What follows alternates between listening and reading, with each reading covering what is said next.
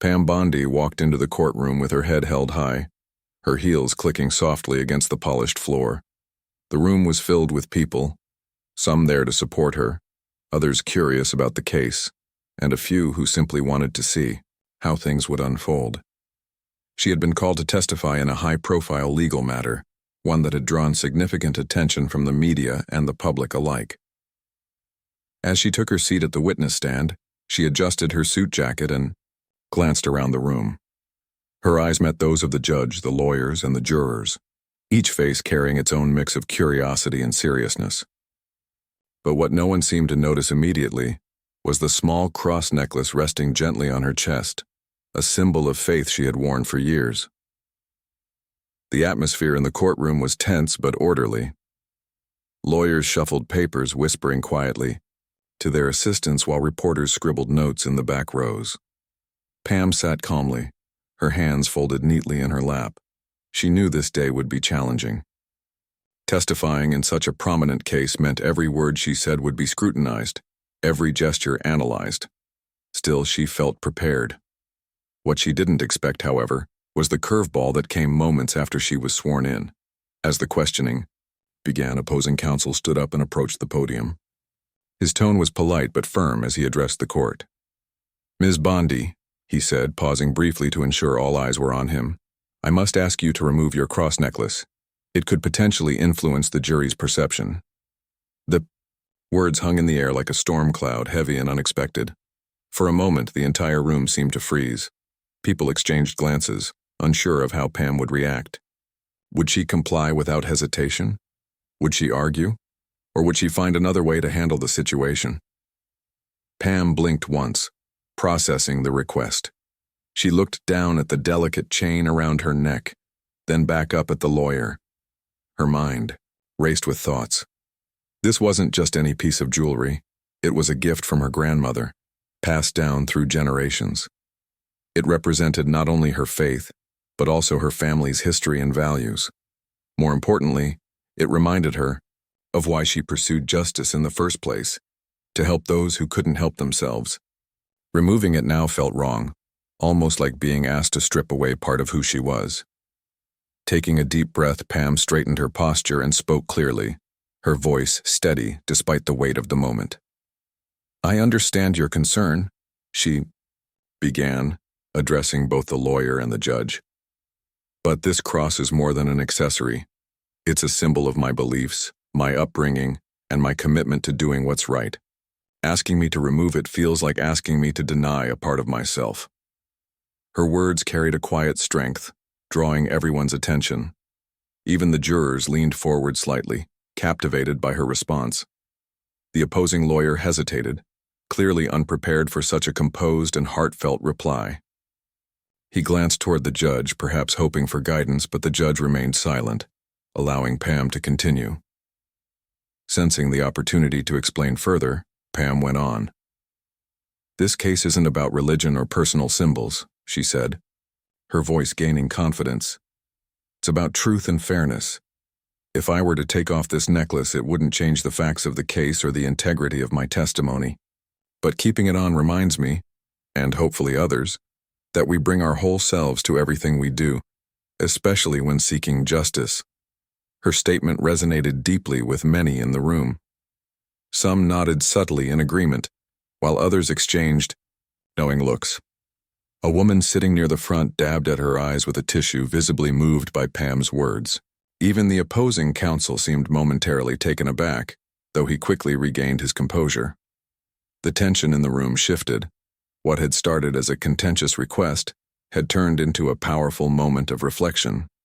For Pam, this wasn't just about defending her choice to wear the necklace. It was about standing up for something bigger, an idea that people shouldn't have to hide parts of themselves to fit into societal expectations. Growing up, she had always been taught to embrace who she was, flaws and all. Her parents instilled in her the importance of authenticity, and her faith reinforced those lessons. Now, seated in the witness stand under the scrutiny of dozens of eyes, she realized this was one of those moments where living by those principles mattered most. Pam finished speaking, a hush fell over the courtroom. No one dared to interrupt the stillness. Then, almost imperceptibly, a sound broke through, the soft clap of hands. Someone in the gallery had begun applauding, likely moved by Pam's courage and conviction. At first, it was just one person, but soon others joined in, creating a ripple effect. The applause grew louder, filling the room with an energy that hadn't been there before. It was spontaneous, unplanned, and completely against courtroom etiquette, yet it felt undeniably sincere.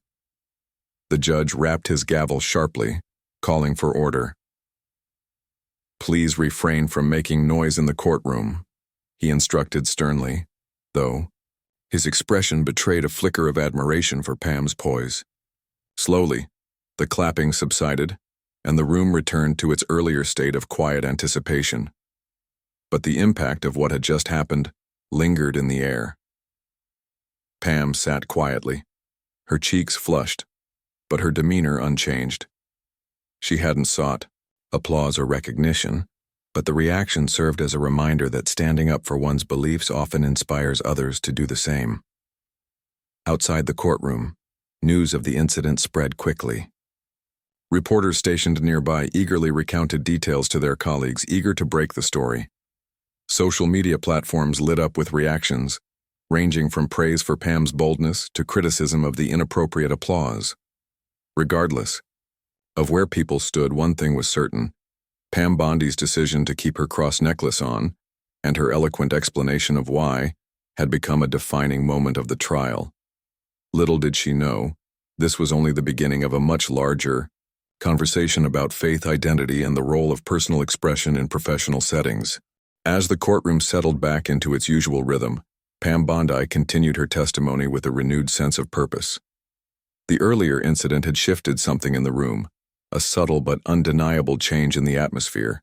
While some might have expected her to feel rattled or distracted, Pam appeared more focused than ever. Her answers were clear and concise, delivered with a calm confidence that left little room for misinterpretation. Opposing counsel tried to steer the conversation toward challenging topics, hoping to catch her off guard. But Pam remained unshaken. She addressed each question thoughtfully, never letting her emotions get the better of her. The jury watched her closely, their expressions a mix of curiosity and admiration. One juror, a middle-aged woman with kind eyes, scribbled notes furiously, pausing occasionally to glance at Pam. Another juror, a younger man who had seemed skeptical at first, now leaned forward slightly, as if hanging on her every word. It was clear that Pam's earlier defense of her cross necklace had resonated with them. Whether they agreed with her stance or not, they couldn't deny the sincerity behind her words. That authenticity gave her testimony an extra layer of credibility, making it harder for anyone to dismiss what she said. Meanwhile, outside the courtroom, the story of Pam's refusal to remove her necklace was spreading like wildfire. Reporters stationed near the courthouse huddled together, whispering excitedly about the unexpected twist in an already dramatic trial. Within minutes, snippets of the exchange made their way onto social media platforms, sparking heated debates. Some praised Pam for standing up for her beliefs, calling her a role model for staying true to oneself. Others criticized the applause in the courtroom, arguing that it undermined the seriousness of the legal process. Still, others questioned whether personal symbols like religious jewelry belonged in such a formal setting. The divide in opinions only fueled the buzz, drawing even more attention to the case. Back inside, Pam remained unaware of the growing frenzy outside. Her focus stayed firmly on the task at hand, answering questions truthfully and contributing to the pursuit of justice. Yet there were moments when she allowed herself to reflect on what had happened. She thought about her grandmother, the woman who had given her the cross necklace so many years ago. Her grandmother had always encouraged her to stand firm in her convictions, no matter how difficult the circumstances. "You'll face challenges," she used to say, "but remember, your values are your anchor." Those words echoed in Pam's mind now, giving her strength and reminding her why she chose this path in the first place. When the session ended for the day, Pam stepped out of the courtroom to find reporters waiting eagerly outside. Cameras flashed, and microphones were thrust toward her face as journalists shouted questions from all directions. "Ms. Bondi, why did you refuse to remove your necklace?" one asked. Do you think your faith influenced your testimony? Another pressed. Pam raised a hand gently, signaling for quiet. Once the noise subsided, she spoke in a measured tone. My faith is a part of who I am, she explained. It guides me, just as my family and experiences do. But it doesn't dictate my professional decisions. I'm here because I believe in fairness and accountability, and nothing will distract me from that. Her response satisfied some reporters, but others weren't ready to let the issue go. They followed her, down the courthouse steps, peppering her with follow-up questions. Pam handled them gracefully, repeating her key points without losing patience. By the time she reached her car, she felt drained but proud of how she had navigated the situation. As she drove away, she glanced at the rearview mirror and caught sight of the cross necklace still resting against her chest. It was a small reminder that staying true to herself wasn't always easy, but it was always worth it. Later that evening, Pam returned home to find messages pouring in from friends, colleagues, and even strangers. Many expressed their support, sharing stories of times when they too had faced pressure to compromise parts of themselves. One message stood out, a note from an old friend who reminded Pam of a speech she had given years ago at a community event. In that speech, Pam had talked passionately about the importance of authenticity, urging people to embrace their identities rather than hide them. Reading those words now brought tears to her eyes. She realized that her decision to keep the necklace hadn't been spontaneous. It had been shaped by years of living according to her principles. The next morning, Pam woke up to find her story dominating headlines across the country. News outlets dissected every detail of the courtroom exchange, analyzing not just the legal implications but also the broader cultural significance. Opinion pieces flooded newspapers with writers weighing in on both sides of the debate. Some argued that public displays of religion could blur the lines between personal and professional conduct, raising valid concerns about impartiality. Others countered that asking someone to remove a deeply meaningful item amounted to erasing part of their identity, which was inherently unfair. The discussion spilled over into talk shows and podcasts, further amplifying the conversation. Despite the whirlwind of attention, Pam approached the second day of testimony with the same determination as before. She knew the scrutiny wouldn't ease anytime soon, but she refused to let it affect her performance. When opposing counsel resumed questioning, he attempted to revisit the topic of the necklace, perhaps hoping to exploit any lingering discomfort. But Pam deflected his attempts effortlessly, redirecting the focus back to the facts of the case. Her composure impressed even the judge, who nodded approvingly at several points during her responses. By the end of the day, it was clear that Pam's actions had struck a chord far beyond the confines of the courtroom. People everywhere were talking, not just about the case itself, but about the larger themes it had unearthed. Faith, identity, and personal expression had become central topics of discussion, forcing individuals to examine their own beliefs and biases. For Pam, this realization was bittersweet. On one hand, she was grateful that her testimony had sparked meaningful dialogue. On the other hand, she wished the focus could remain solely on the case, where it belonged. As she prepared for bed that night, Pam took a moment to sit quietly by the window, the cross necklace still around her neck. She thought about everything that had transpired, the applause, the criticism, the endless commentary, and felt a profound sense of gratitude. Not for the attention, but for the opportunity to remind others of the importance of staying true to themselves. Life was full of challenges, she knew, and sometimes standing firm meant facing backlash or judgment, but it also meant inspiring others to do the same, creating ripples of courage and authenticity that extended far beyond any single moment. And for Pam, that was a victory worth celebrating. The third day of the trial began with a palpable sense of anticipation.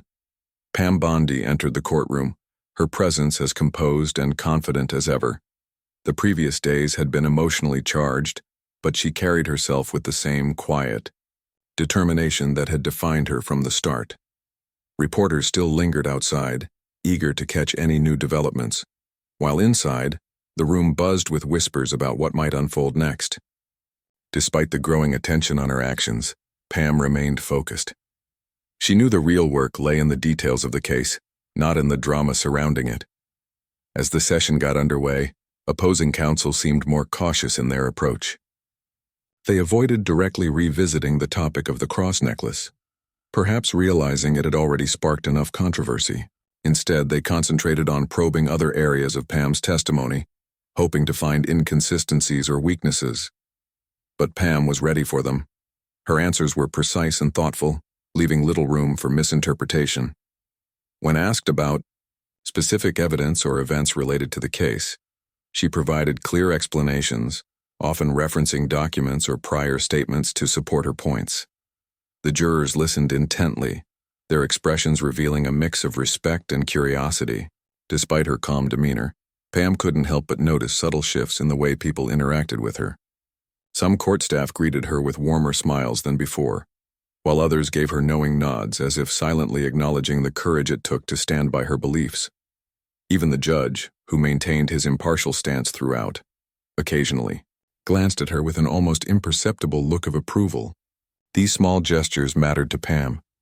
They reminded her that staying true to oneself could inspire respect, even in the most formal settings. Outside the courtroom, the debate over her decision to keep the cross necklace showed no signs of slowing down.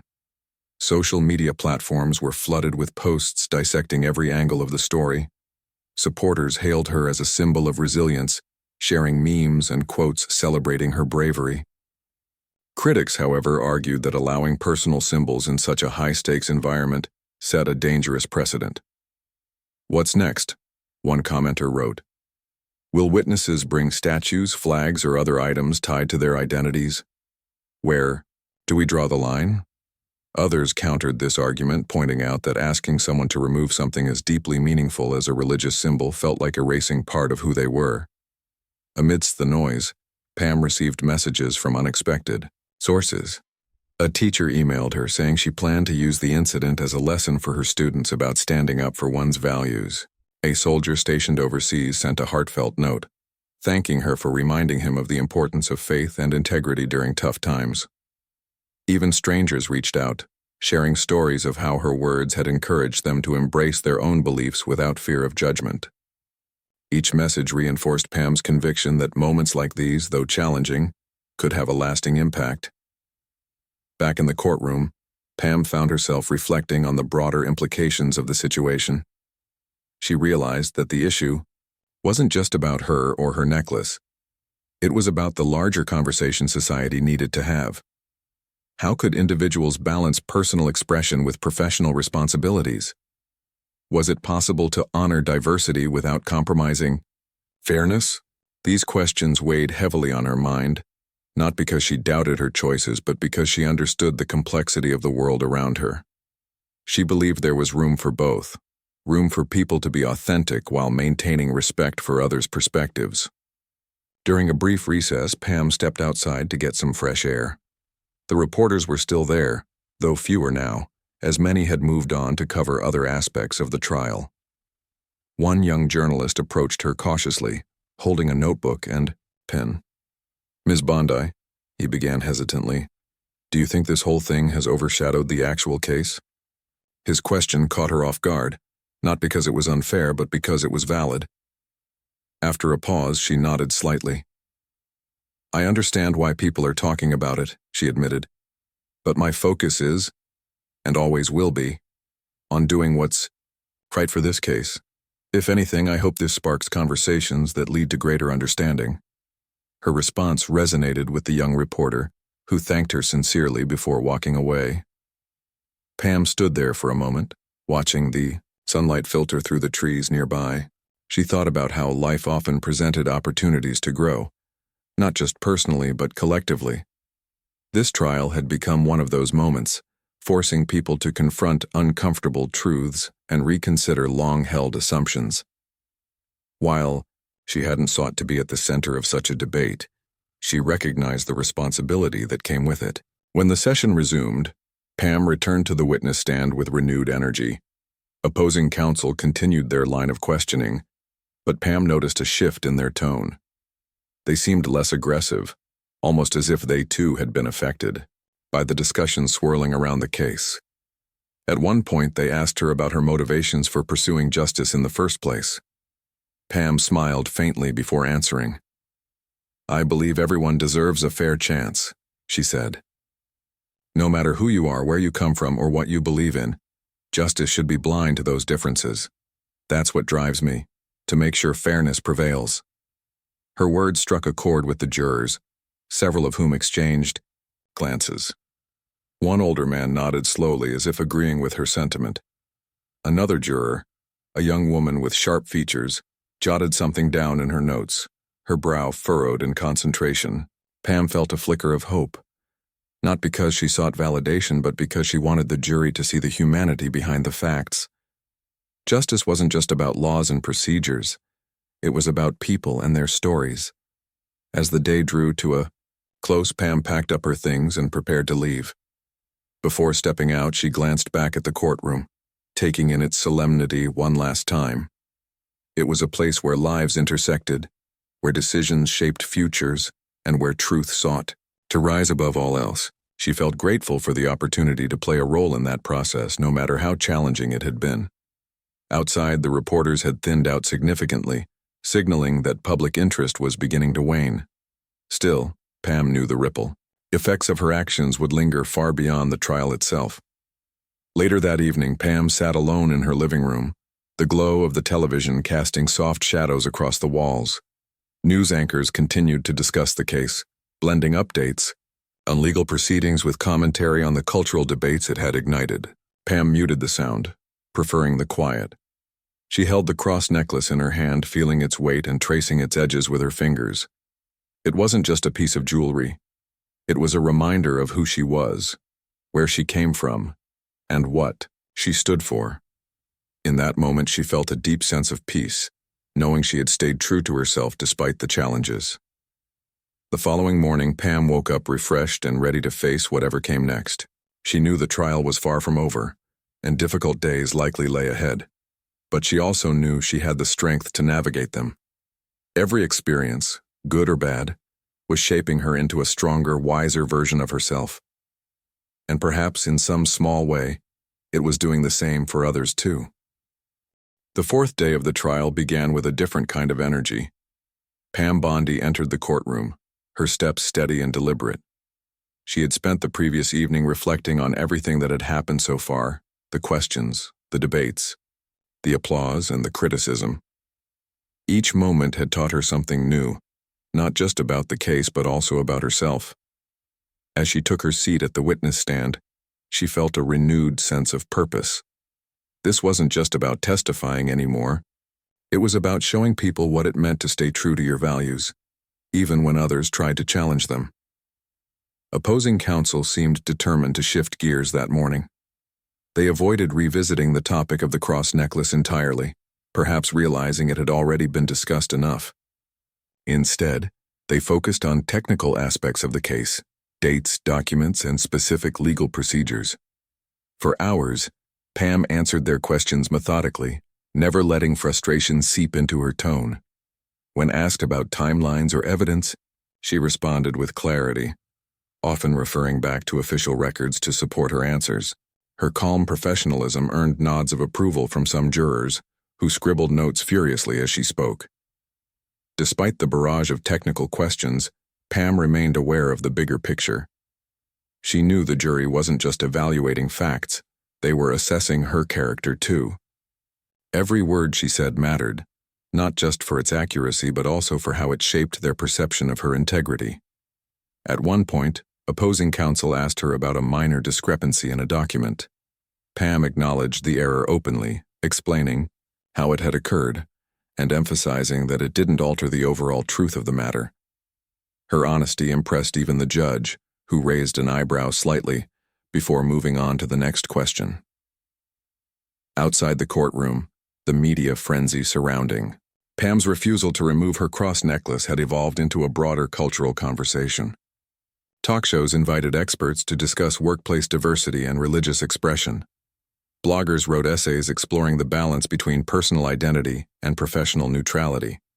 Some argued that symbols like Pam's necklace could unintentionally sway opinions, while others insisted that asking someone to remove such items amounted to erasing part of their humanity. The debate grew more nuanced, with voices from all sides contributing perspectives that reflected the complexity of the issue. Back inside, Pam found herself thinking about these discussions during brief pauses and questioning. She realized that her decision to keep the necklace hadn't just sparked controversy. It had forced society to confront uncomfortable truths about inclusivity and acceptance. People wanted clear answers, black and white solutions. But life rarely worked that way. Faith, identity, and personal expression weren't simple checkboxes. They were deeply intertwined parts of who people were. And yet, navigating those intersections required empathy, understanding, and a willingness to listen. During a lunch break, Pam stepped outside to stretch her legs. The reporters stationed near the courthouse approached her cautiously, knowing better than to overwhelm her after days of relentless coverage. One journalist, a middle-aged woman with a warm smile, asked gently, "Do you think this will change how courts handle similar situations in the future?" Pam paused, considering the question carefully. "I don't know," she admitted, "but I hope it encourages people to think more deeply about why we make certain rules and whether those rules truly serve everyone equally." Her response resonated with the journalist, who thanked her sincerely before walking away. Pam stood there for a moment, watching clouds drift lazily across the sky. She thought about how unpredictable life could be.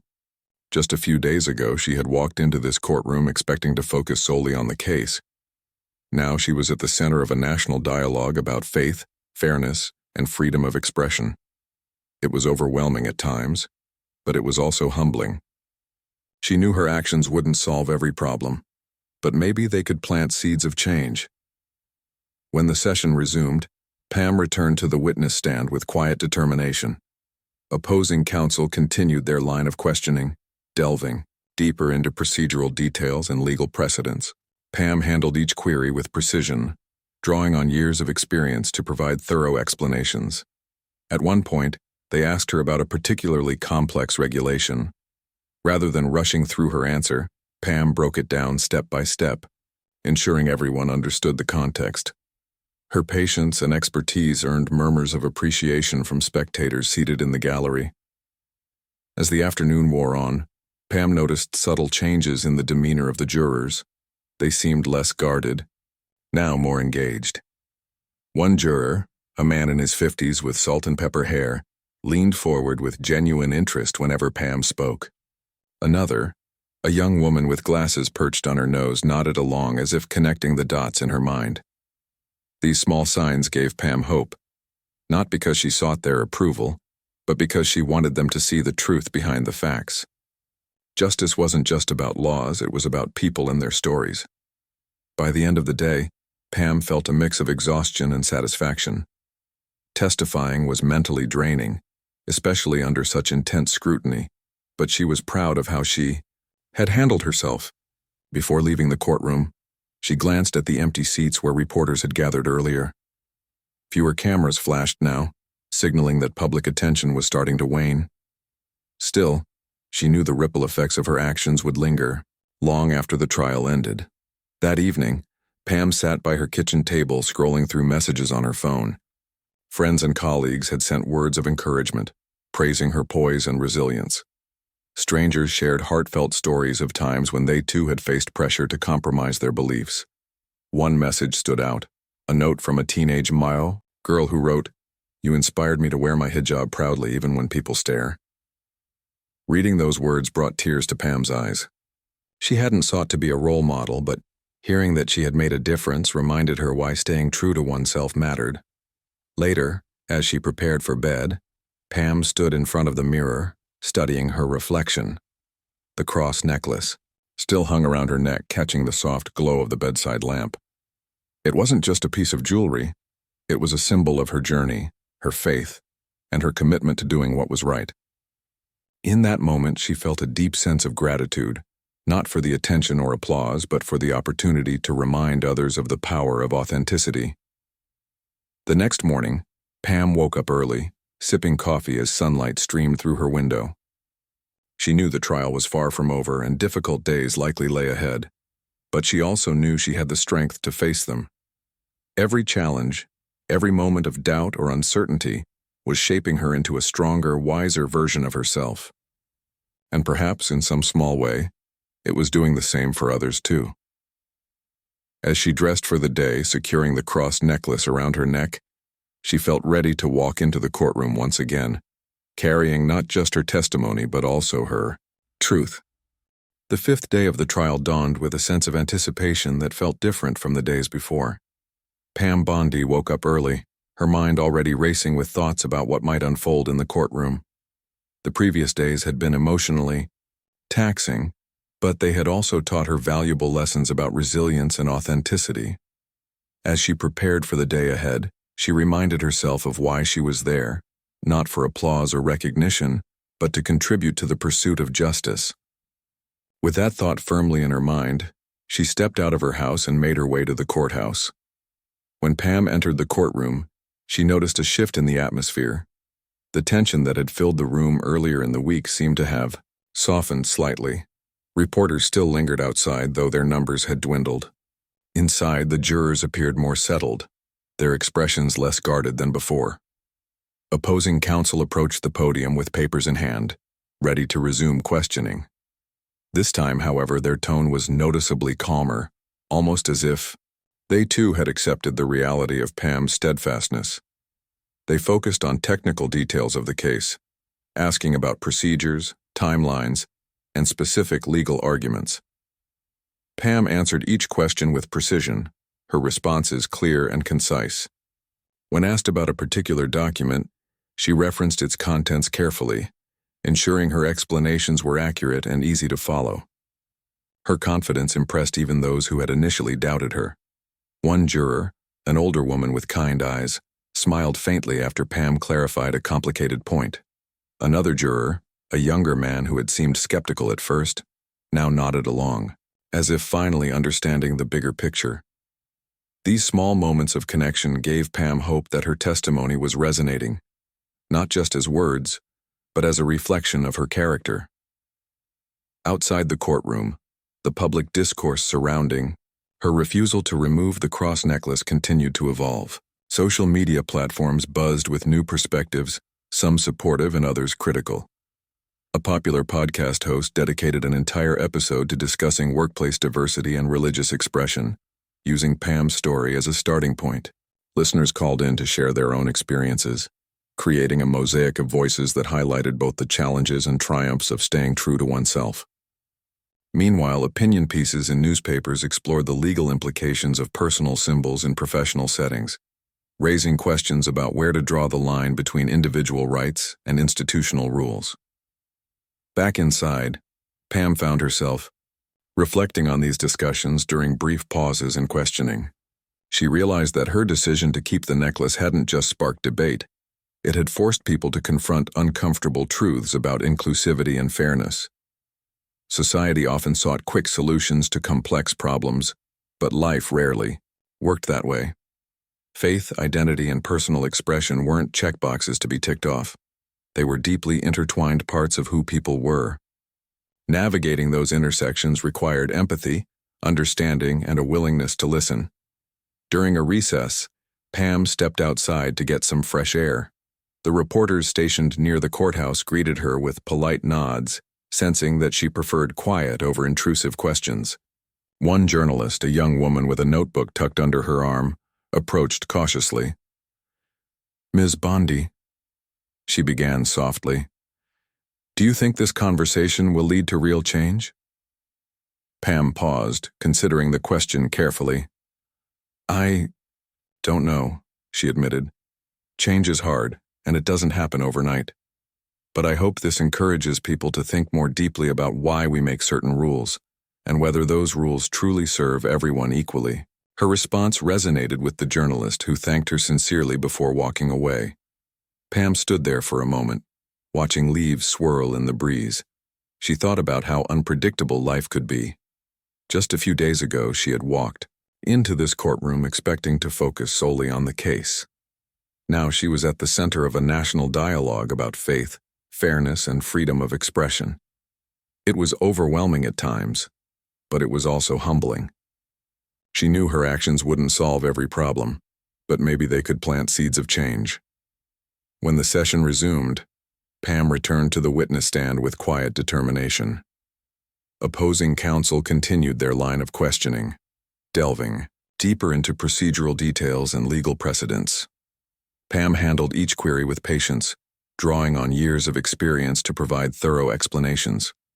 At one point, they asked her about a particularly complex regulation. Rather than rushing through her answer, Pam broke it down step by step, ensuring everyone understood the context. Her calm professionalism earned murmurs of appreciation from spectators seated in the gallery. As the afternoon wore on, Pam noticed subtle changes in the demeanor of the jurors. They seemed less guarded now, more engaged. One juror, a middle-aged man with a thoughtful expression, leaned forward whenever Pam spoke. Another, a young woman with glasses perched on her nose, nodded along as if connecting the dots in her mind. These small signs gave Pam hope, not because she sought their approval, but because she wanted them to see the truth behind the facts.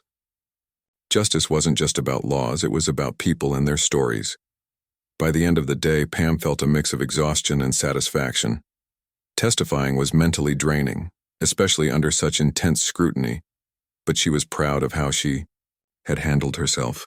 Before leaving the courtroom, she glanced at the empty seats where reporters had gathered earlier. Fewer cameras flashed now, signaling that public attention was starting to wane. Still, she knew the ripple effects of her actions would linger, long after the trial ended. That evening, Pam sat by her kitchen table, scrolling through messages on her phone. Friends and colleagues had sent words of encouragement, praising her poise and resilience.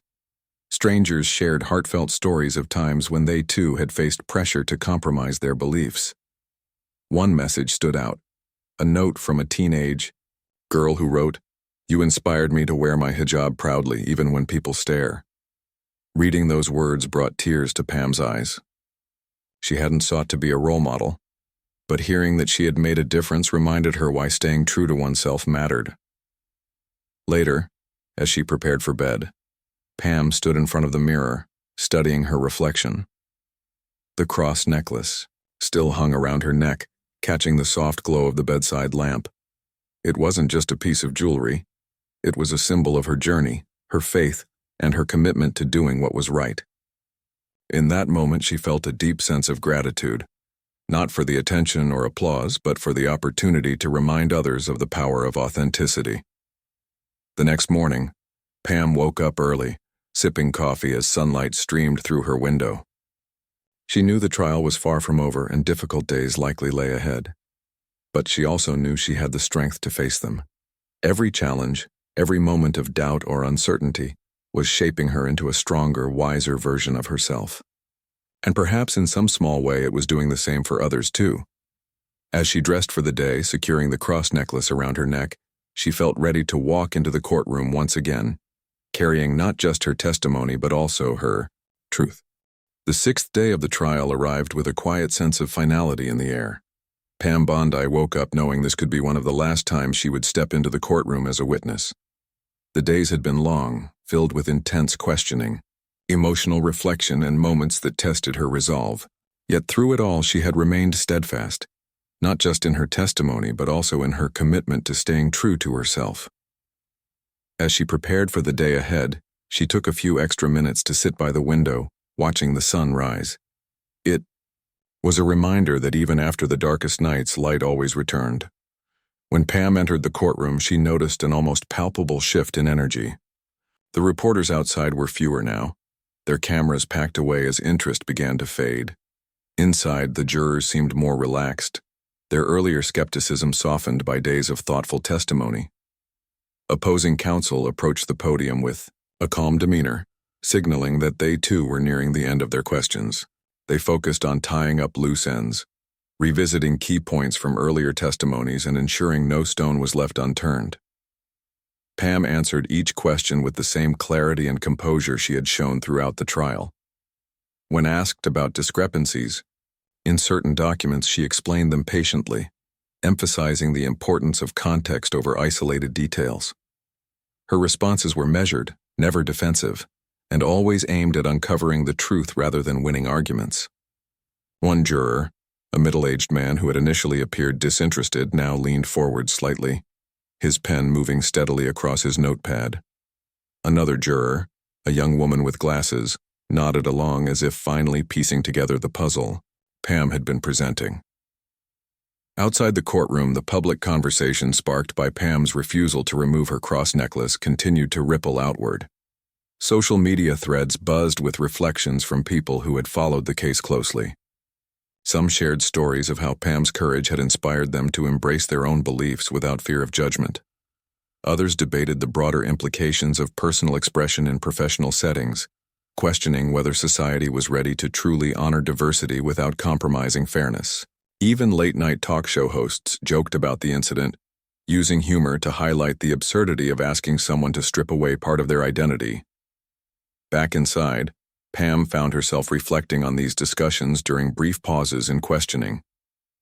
She realized that the trial wasn't just about legal arguments or evidence, it was about human connection. Every person in that courtroom carried their own story, shaped by experiences, values, and struggles. Her decision to keep the cross necklace had reminded everyone of the power of authenticity, not just in courtrooms but in everyday life. Staying true to oneself wasn't always easy, but it often inspired others to do the same. During a recess, Pam stepped outside to stretch her legs. The reporters who remained greeted her with polite nods, respecting her need for space. One journalist, an older man with silver hair and a warm smile, approached cautiously. "Ms. Bondi," he said softly, "do you think this experience has changed you?" Pam paused, considering the question carefully.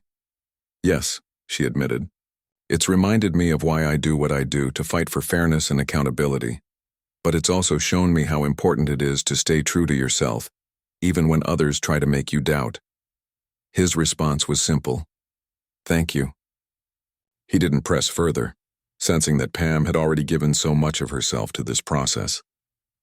As she walked back toward the courthouse steps, Pam felt a deep sense of gratitude, not for the attention or applause, but for the opportunity to remind others of the value of authenticity.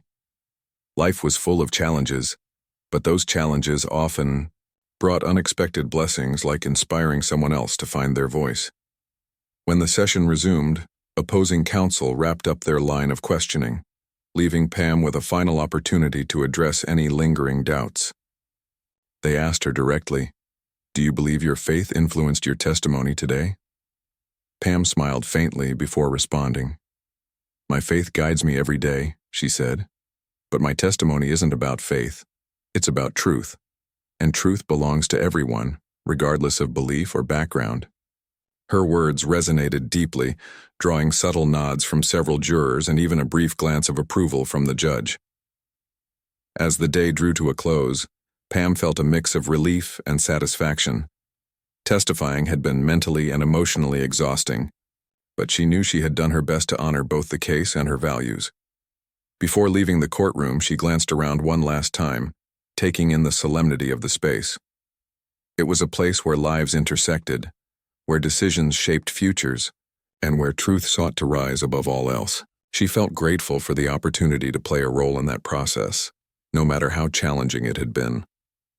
That evening, Pam sat alone in her living room, the glow of the television casting soft shadows across the walls. News anchors continued to discuss the trial, blending updates on legal proceedings with commentary on the cultural debates it had ignited. Pam muted the sound, preferring the quiet. She held the cross necklace in her hand, feeling its weight and tracing its edges with her fingers. It wasn't just a piece of jewelry. It was a reminder of who she was, where she came from, and what she stood for. In that moment, she felt a deep sense of peace, knowing she had stayed true to herself despite the challenges. The following morning, Pam woke up refreshed and ready to face whatever came next. She knew the trial was far from over, and difficult. Days likely lay ahead. But she also knew she had the strength to navigate them. Every experience, good or bad, was shaping her into a stronger, wiser version of herself.